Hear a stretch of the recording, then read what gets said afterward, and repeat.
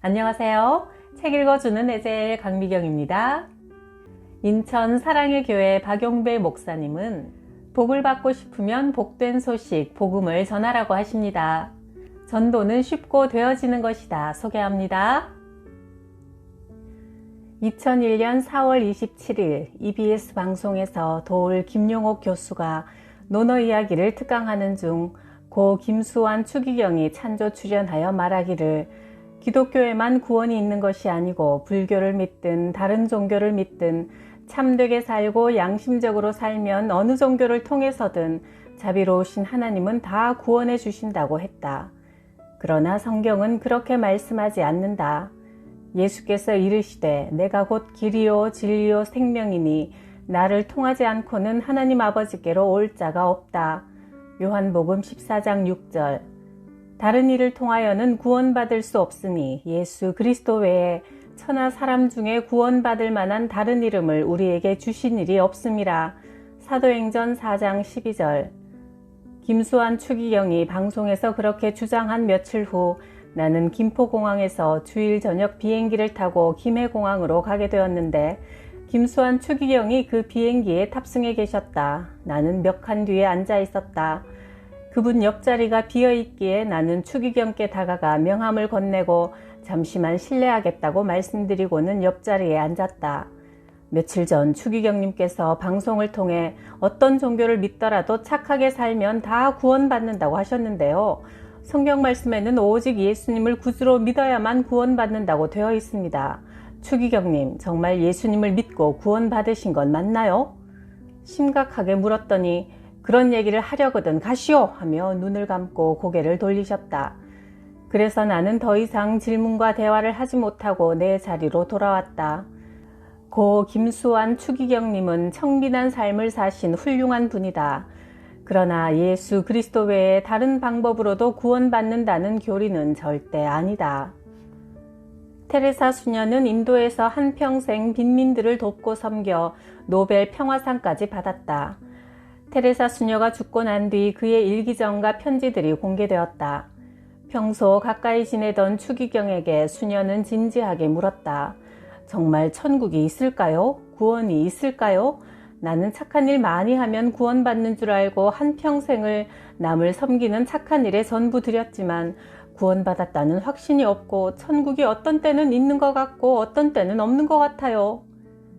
예수님이 십자가에서 죽으실 때 같이 십자가에 달린 강도가 예수님을 구주로 고백하며 구원을 요청했고 그는 낙원을 허락받았다.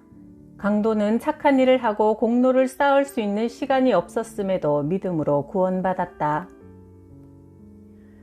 어느 주일 밤 8시에 나는 미국 LA로 가는 비행기를 탔다. 옆자리에 50대 여인이 앉아 있었다. 그녀는 큰 성경을 펴놓고 읽고 있었고 한 손으로는 묵주를 계속 돌리고 있었다. 나는 그녀에게 말을 걸었다. 성당 다니세요? 네. 구원을 받으셨어요? 구원을 어떻게 그렇게 간단히 받겠어요? 착한 일 많이 하고 공로를 많이 쌓아야 하는데 저는 아직 착한 일을 그리 많이 하지 못해서 구원을 못 받은 것 같아요. 신앙생활 한 지 몇 년이나 되셨습니까? 모태신앙이고 4대째 성당을 다니는 사람이지만 구원은 아직 받지 못했습니다. 그러면 언제 구원받을 것 같아요? 죽을 때까지 열심히 착한 일을 해봐야 알겠지요. 그러더니 혹시 목사님이세요? CBS TV에서 본 것 같아요 했다. 저는 카톨릭 신자지만 평화방송을 보면 신부님들이 나와서 지루하고 어렵고 힘없이 신앙 강론을 하는 데 비해 개신교 TV를 시청해보면 목사님들이 힘이 있고 확신을 가지고 설교하는 것이 좋아서 자주 시청하는데 목사님을 CBS TV에서 본 기억이 나네요. 나는 복음의 핵심을 그 여인에게 전했다. 우리 조상 아담과 하와가 마귀에게 속아서 하나님이 금하신 선악과를 따먹고 하나님을 떠남으로 죽음의 저주가 인간에게 닥쳤지요. 이 문제를 해결하시려고 하나님은 예수 그리스도를 이 땅에 보내셨습니다. 예수님이 십자가에서 내 죄를 대신 지고 죽으셨음을 믿으면 죄를 용서받고 마귀의 권세에서 벗어나 지옥 가는 사주팔자에서 해방을 받고 구원받게 되며 죽는 날 우리 영혼이 천국으로 가는 겁니다. 자매님도 지금 이 시간 예수님을 주인으로 모시고 구원 받으십시오. 그러자 그녀는 의자에서 벌떡 일어나 통로에 무릎을 꿇고 예수님을 내 죄 문제, 죽음 문제를 해결하신 그리스도로 주인으로 마음속에 모셔드립니다. 나는 예수님의 공로로 구원받았습니다. 고백하며 감격의 눈물을 줄줄 흘렸다. 오정자 집사님은 서울대 약학대학을 나왔고 황성주 박사님이 원장으로 계시는 사랑의 클리닉 병원에서 근무한다. 목사님, 우리 언니는 교회 다니는 집사지만 형부는 성당을 다니는데 하나님이 안 믿어진대요. 우리 형부 이병세 씨를 만나서 복음을 꼭 좀 전해주세요. 나는 그의 아파트에 가서 복음을 전했다. 예수 믿지 않으면 마귀의 속임수인 운명과 사주팔자에 매여 살다가 죽으면 지옥으로 갑니다. 이 문제를 해결하시려고 하나님은 예수 그리스도를 보내주셨고 예수님은 인생의 근본 문제인 죄 문제와 죽음 문제를 해결하신 참 예언자요, 참 제사장, 참 왕인 그리스도이십니다. 예수님을 나의 주인으로 믿을 때 마귀의 저주에서 벗어나 하나님의 자녀가 되는 권세를 얻고 구원받아 평안과 천국을 누릴 수 있지요. 이병세 씨는 진지하게 듣고 고개를 끄덕끄덕 하더니 이런 말을 했다. 제가 그동안 신부님들에게 이런저런 질문도 해보고 따져도 보았지만 모두들 그냥 믿으라고만 해서 왜 예수님이 구원자인지 이해가 안 되고 안 믿어지는데 어떻게 무조건 믿느냐고 하며 화만 났었어요. 오늘 목사님의 말씀을 들으니 지금까지 의심되었던 것들이 다 사라지고 이해가 속속 시원하게 되었습니다. 하며 무릎을 꿇고 예수님을 나의 그리스도로 나의 주인으로 영접합니다. 고백했다. 눈물을 닦으며 늘 구원받지 못한 것 때문에 성당을 가도 화만 나고 속상했는데 지금은 예수님이 믿어주고 마음에 평안이 왔다고 감격해했다.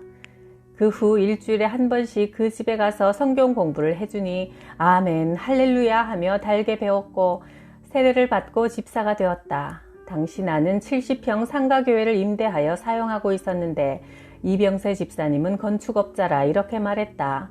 목사님, 나를 구원받게 해주셨으니 저는 건축비 한 푼 받지 않고 재료비만 받고 교회를 지어드리겠습니다. 때마침 교회에서 100m 떨어진 곳에 있는 공장이 매매로 나와 있었는데 이병세 집사님과 남편을 구원받게 해주어서 감사하다는 부인 오정희 집사님이 은행에서 융자를 받아 공장을 21억 원에 매입했고 7억 원 들여서 공장을 교회로 증축했다. 나는 돈 한 푼 없었는데 이분들의 헌신으로 부평 사랑의 교회가 입당식을 하게 되었다.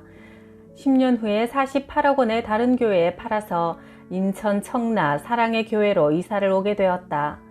오정희 집사님은 지금은 목사가 되었다. 한 영혼을 전도하니 하나님은 교회 건축 문제도 이토록 쉽게 해결해 주셨다. 인사동에 갤러리를 운영하는 화가 출신 여자 관장님이 병원에 입원하여 신방 갔다. 제가 예전에 교회 다니다가 답이 없어 성당을 다녔지만 역시 답을 찾지 못하여 지금은 무교입니다.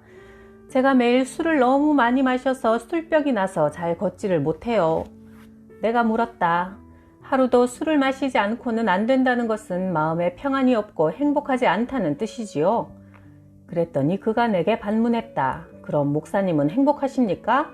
예, 저는 행복합니다. 목사님의 행복의 근거가 무엇인가요? 저는 인천에서 작은 교회를 맡아 목회하고 있는 평범한 목사입니다. 가진 것도 없고 대단하게 이루어 놓은 것도 없지만 나는 하나님의 자녀이며 오늘 죽어도 천국 간다고 하는 확신이 있고 하나님의 백으로 그 누구에게도 주눅들 일 없이 당당하게 살고 있기 때문에 저는 행복합니다. 하나님의 아들 예수 그리스도는 이 세상에서 왕노릇하는 마귀의 일을 끝장내기 위해 오셨습니다. 마귀의 목적은 하나님의 형상을 입은 사람을 망하게 하고 지옥으로 끌고 가는 것이지요. 관장님도 이제 방황을 끝내시고 하나님께로 돌아오세요. 예수님을 구원자로 인정하면 하나님의 자녀가 되어 천국을 소유하는 특권을 누리게 됩니다. 그가 진지하게 듣더니 말했다. 제가 술을 끊지 못해 예수님을 마음속에 모셔놓고 또 술을 마시면 죄를 짓는 것이 되니 영접 기도를 못하겠습니다. 술은 내 의지로 못 끊습니다. 마귀가 술을 도구로 이용하여 관장님의 몸과 마음을 장악하고 있기 때문입니다. 먼저 예수님을 영접하시면 술을 끊을 수 있는 힘을 주십니다. 그리하여 관장님은 예수님을 믿고 시인하고 영접함으로 구원을 받게 되었다. 앞으로 유혹을 느낄 때마다 주 예수 그리스도시여 저를 도와주옵소서 기도해 보세요. 예수의 영이신 성령님께서 우리의 연약함을 도와주십니다. 나는 1991년 총신대학원을 졸업하자마자 인천시 부평구 북계동 빈민촌에서 개척교회를 시작했다. 가난한 사람들을 돕느라 연탄과 라면 등을 전달하며 어렵고 힘들게 목회를 하고 있었는데 어느 날 아내 이경희 사모의 입이 완전히 비틀어지고 옆으로 돌아갔다. 급히 한의원으로 데려가니 원장님이 영양실조에 스트레스를 많이 받아 그렇게 되었다고 한다. 아내가 37kg 밖에 안 나갈 정도로 바짝 마른 데다 영양실조에 걸렸는데도 나는 가족을 돌볼 줄 모르고 빈민운동, 구제운동만 하고 있었다. 침을 맞으며 치료받으면 50% 낫고 50% 정도는 낫지 않으니 반반의 가능성이라 했지만 입이 돌아가고 4시간 후 기적적으로 아내의 입이 정상으로 돌아왔다. 그 일을 겪은 후 나는 일주일간 금식 기도를 하며 하나님께 물었다. 빈민 목회는 더 이상 못하겠습니다. 몸도 마음도 피폐해져 기진맥진하니 앞으로 어떻게 목회해야 할지 가르쳐 주십시오. 그때 성령님께서 내게 주신 응답은 사도행전 3장 6절 말씀이었다. 은과 금은 내게 없지만 내게 있는 것을 너에게 주노니 곧 나사렛 예수 그리스도 이름으로 일어나 걸으라. 은과 금, 즉 먹을 음식과 연탄만 전달하지 말고 예수 그리스도 이름에 복음을 주고 영혼을 살리라는 말씀이었다. 그날 이후 빈민들을 육신적, 물질적으로 돕는 구제운동은 뒤로 하고 생명과 구원의 복음을 전하는 전도에 올인하게 되었다. 전도하기 전에 내 삶은 항상 어렵고 가난했다. 그런데 전도를 시작하자 세계 50여 개 나라를 다니며 전도 세미나를 인도했고 책도 여러 권 냈다. 빈민촌에서 개척교회를 시작했지만 지금은 인천 청라국제도시와 송도국제도시 두 곳에서 목회하고 있다. 식당의 본질은 음식의 맛이다. 의사의 본질은 병을 잘 고쳐 죽을 사람을 살리는 것이다. 목사의 본질은 예수 그리스도의 복음을 정확하게 전하여 제자화시켜 충성하는 그리스도의 사람으로 세우는 것이다. 강원도 원주 파크밸리 골프장에서 운동을 하게 되었다. 나는 캐디에게 전도하고 싶어 내 이야기를 했다.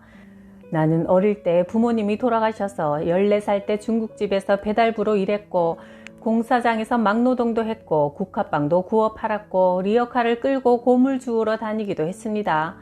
그러다가 아주 귀한 분을 만나게 되어 그분이 나를 도와주셔서 중학교, 고등학교를 검정고시로 마치고 대학교, 대학원까지 졸업하고 지금은 전문인이 되어 여러 분야의 사람들을 돕고 있지요.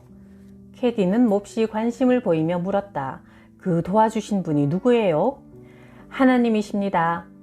저도 고등학교 다닐 때까지 교회를 다녔어요. 그러다가 골프장에서 캐디 일을 하다 보니 주일은 더 바쁘고 일에 지쳐 신앙은 잊고 살았어요. 언젠가 이 일을 그만두면 교회로 다시 나가야지 하는 마음은 가지고 있었어요. 자매님, 예수님을 주인으로 영접하면 하나님의 자녀가 되는 특권을 갖게 됩니다. 대통령의 딸이 되는 것보다 더 큰 권세이지요. 하나님의 자녀는 하나님께 예수님의 이름으로 기도할 수 있으며 하나님 아버지는 기도에 응답하셔서 꿈같은 일을 이루어 주신답니다. 그녀는 영접 기도를 따라했고 새벽 기도부터 나가겠다며 기뻐했다. 어느 날 기도하는데 삼촌에게 가서 복음을 전하라는 감동이 불일 듯 일어나 삼촌을 찾아뵀다. 교회에서 장로 직분을 가지고 있었지만 불평, 불만, 험담이 많았고 천국 갈 확신은 없다고 하셨다. 삼촌의 아들인 사촌형은 원래 경찰이었으나 장로 아들이 절에 다니며 여기저기 돈을 빌려서 사업을 하다가 부도를 내고 무당과 동거하더니 눈이 안 보이게 되었다. 실명이 되자 지팡이를 짚고 안마를 하러 다닌다 하여 찾아갔다. 울산에 혼자 살면서 반 지하방에 침대 2개를 놓고 안마 시술소를 차려놓았는데 사는 모양새가 너무나 비참했다. 형, 한때 경찰관으로 잘 나가던 형이 왜 이렇게 비참해졌는지 알아? 형이 하나님을 떠나서 우상을 숭배하고 귀신을 섬기니 마귀가 주인 노릇하며 형의 인생을 이렇게 망쳐놓은 거야. 형은 복음을 들으면서 회개의 눈물을 흘렸고 예수님을 주인으로 영접했다. 그의 여동생도 교회를 다니다가 하나님을 떠나 이혼한 후 다른 남자와 동거 생활을 하다가 2년 전 젊은 나이에 위암으로 세상을 떠났다. 하나님을 떠난 사람의 삶이 얼마나 비참해지는지 나는 사촌들을 통해 보게 되었다. 가수 민혜경 씨의 오빠인 백성기 목사님이 어느 날 내게 전화를 하셨다. 수원에 사는 스님 부부를 전도하러 가니 같이 갑시다. 수원의 어느 건물 3층 절간으로 가보니 부처상이 있고 천장에는 등을 잔뜩 달아놓았고 그 옆방은 남편 스님이 관절을 치료해주는 시술소였다. 벽에는 스님이 땄다는 유단증 10여 개가 걸려 있었다. 태권도 6단, 합기도 5단, 검도 4단 등 단을 합치면 36단쯤 되는 무술인 출신으로 김대중 대통령이 야당 총재일 때 다리 관절 치료를 위해 만져드리기도 했단다. 아내 스님은 원래 수원에서 교회를 다니던 집사였고 이혼 후 미장원을 하고 있었는데 어느 날 남자 스님이 목탁을 치며 시주를 받으러 왔다. 집사님은 스님을 전도하고 싶어 따뜻한 차를 대접했다. 스님, 저를 따라 교회 다니시면 어떻겠습니까? 스님이 말했다. 내가 왜 교회에 가야 하는지 자세히 설명해 주시고 내가 중노릇 그만두고 교회로 갈 수 있도록 나를 설득해 보세요. 여집사님은 제안했다. 그럼 저랑 주일날 3번 교회에 가서 예배를 드려보고 예수님을 믿어야 하는 이유를 발견하면 스님이 개종하고 만약 답을 찾지 못하면 제가 스님과 함께 절에 다닐게요.